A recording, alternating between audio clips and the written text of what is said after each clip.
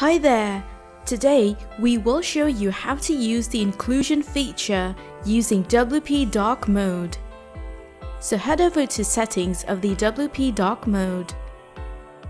Then click on Include Excludes, where you will paste the code from your WordPress site. This is the very site we will edit using the Dark Mode feature. So far, the entire site turns dark when we enable the Dark Mode feature. To use the inclusion feature, simply right-click on an area and select Inspect Element which you want to darken. Copy the element of your site.